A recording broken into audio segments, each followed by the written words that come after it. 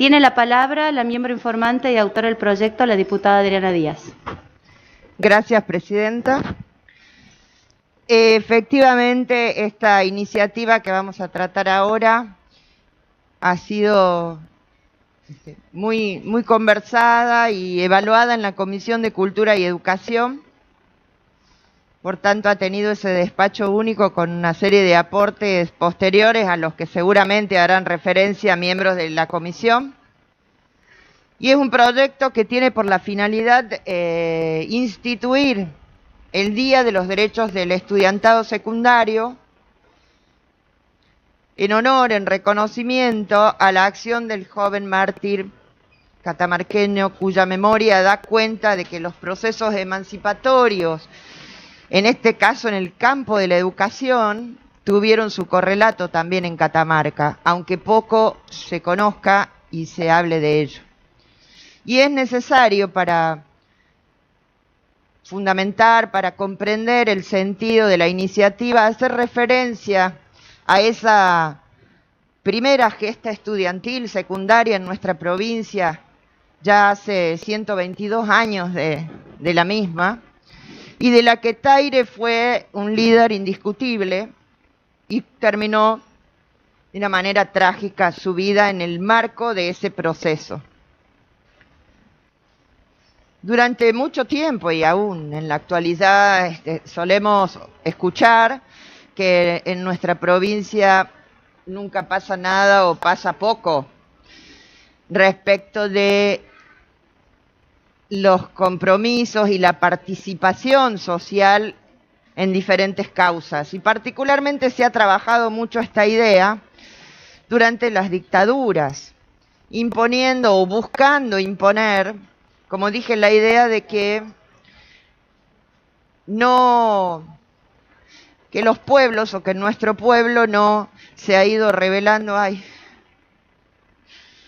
Por favor, señores y señoras diputadas, hagan silencio, que está en el uso de la palabra la autora del proyecto. Gracias. Y que da la idea de que no hubiera habido procesos, ¿no? Procesos de lucha, sino que se segmenta de tal manera que quedan como hitos sueltos, que luego la memoria histórica contemporánea no recupera.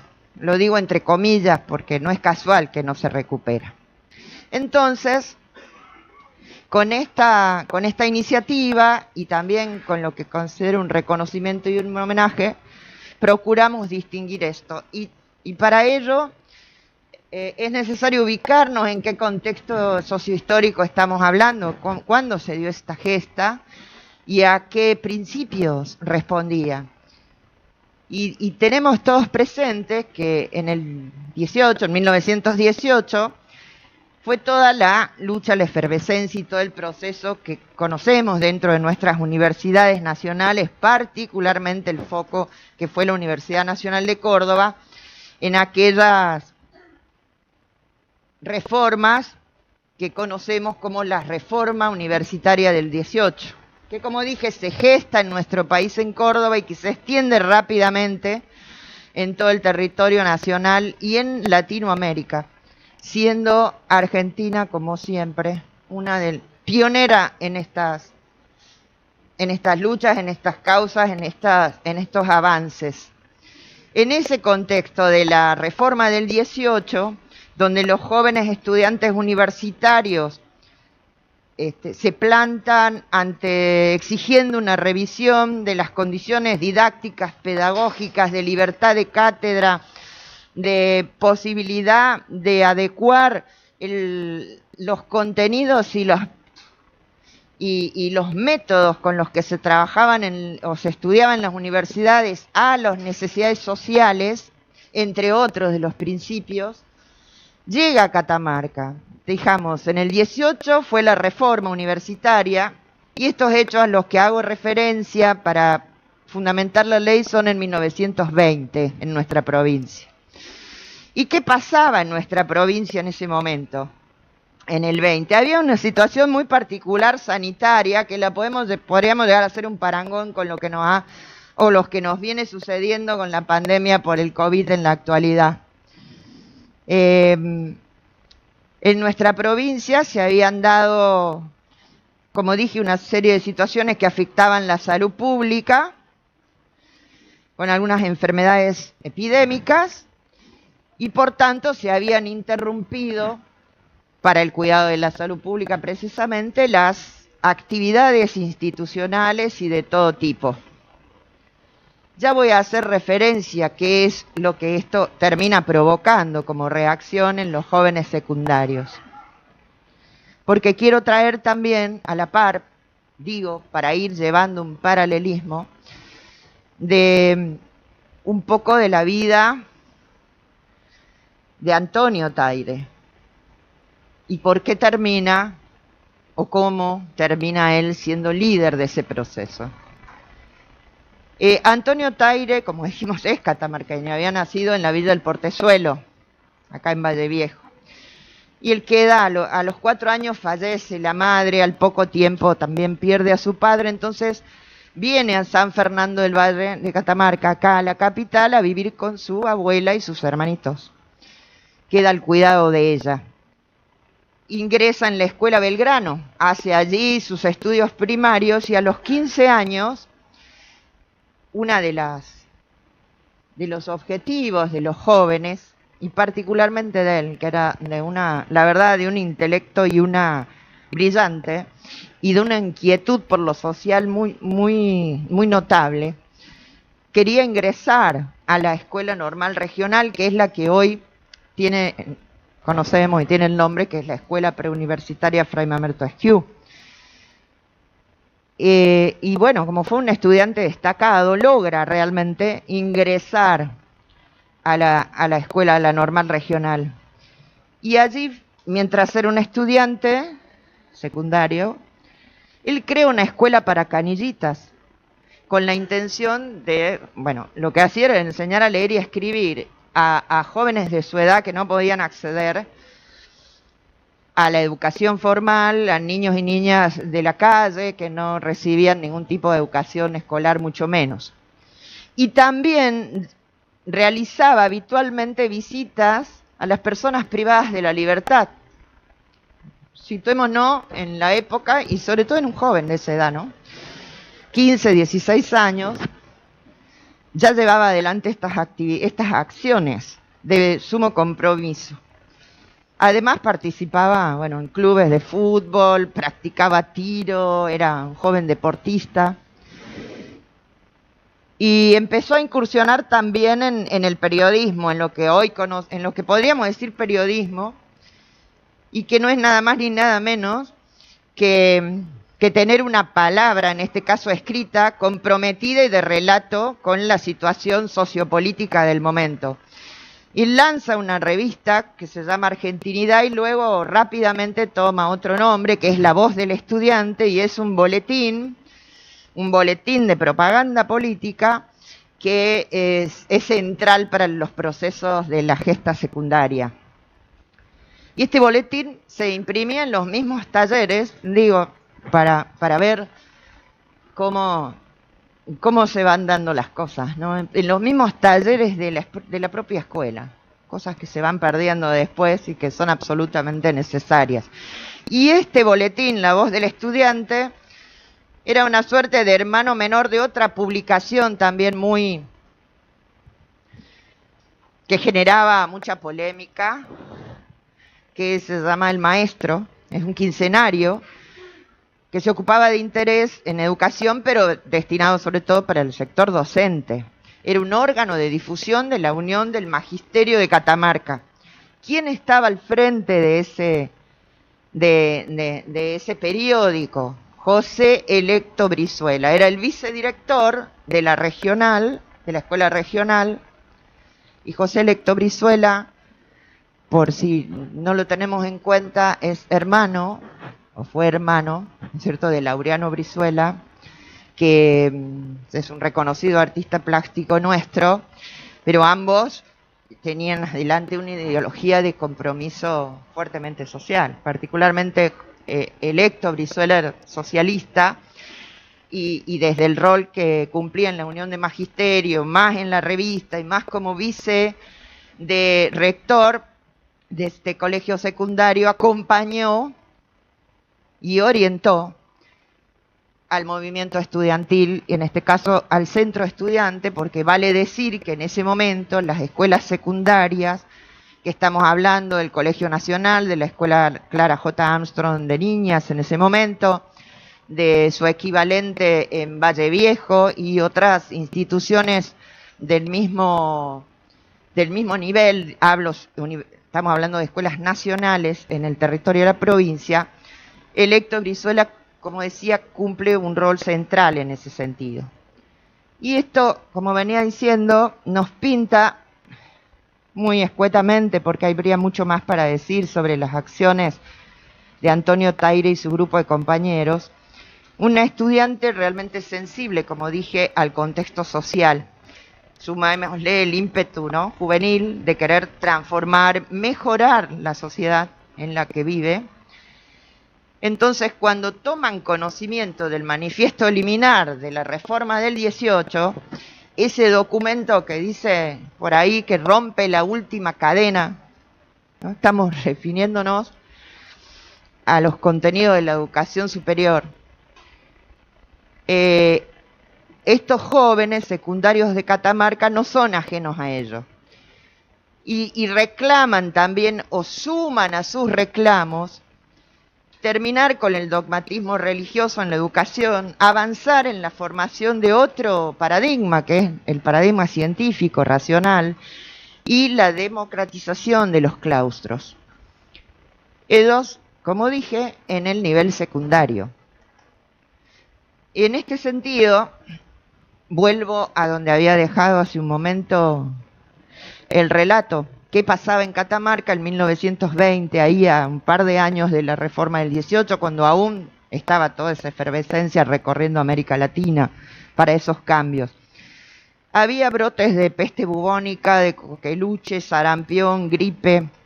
Entonces se suspendieron, dije, las actividades de todo tipo y, por supuesto, las clases, junto a otras medidas, bueno, tomadas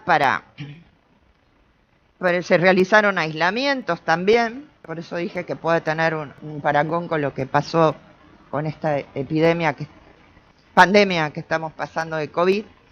Hubo aislamiento de enfermos graves, con tratamientos de casos urgentes, en fin, desinfección casa por casa. ¿Qué implicó esto?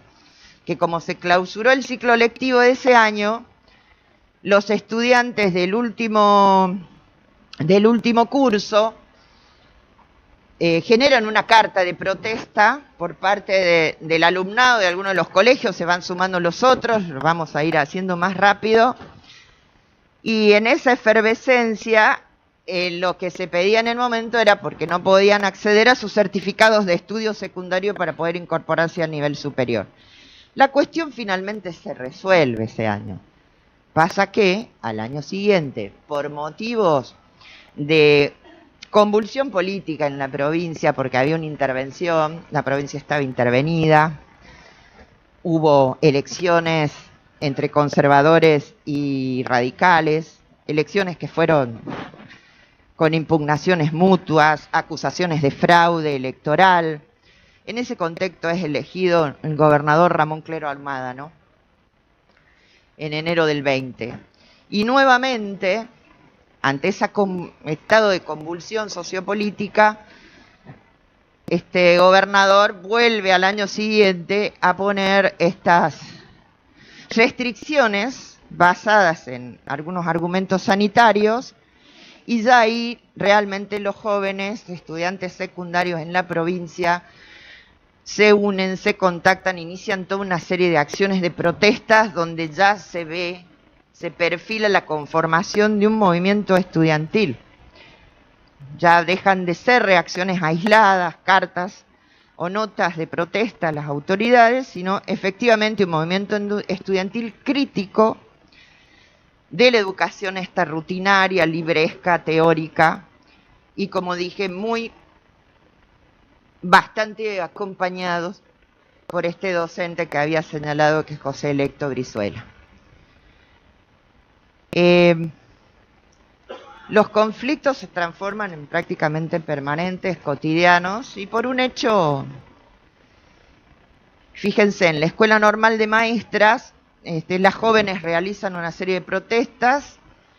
En La Voz del Estudiante, aquel boletín al que hice referencia, se publica un artículo, Nuestras compañeras, se titula. Y en él, entre otras cosas, haciéndose eco de la protesta de las chicas, se refieren a la vicedirectora de ese colegio con una serie de calificativos considerados peyorativos. Y bueno, la vicedirectora era hija del vicegobernador, hermana del ministro general de gobierno, prima del intendente, no era solo la vicedirectora. Esas relaciones de orden político influyen. Y estando reunidos en la regional para ver cómo iban a seguir la lucha, termina la reunión el 3 de agosto de 1920. Antonio Taire y su amigo Luis Gallo, regresando a sus casas, a sus hogares, por la calle Tucumán, entre Mate de Luna y Zurita, son abordados por un carruaje. Allí desciende un hombre, Dalindo Mercado Orozco, que era el novio de la vicedirectora, y le exige a Taire que se retracte de sus escritos. Él responde, él no era el autor, pero responde que no fue el autor, no quiere decir quién lo hizo, quién lo escribió, y ante esto Orozco reacciona nada más ni nada menos que muy violentamente, saca un arma y le dispara al chico Taire. Él fallece, es llevado a ser atendido en la urgencia, pero fallece al otro día, ¿no? A los 2 días, perdón, el día 6 de agosto, cuando solo tenía 18 años. Todo este proceso es muy bien revelado, relatado, fundamentado por Carlos Gallo, que es un periodista, comunicador, divulgador de nuestra historia en nuestra provincia, en su libro Antonio Taire, El mártir.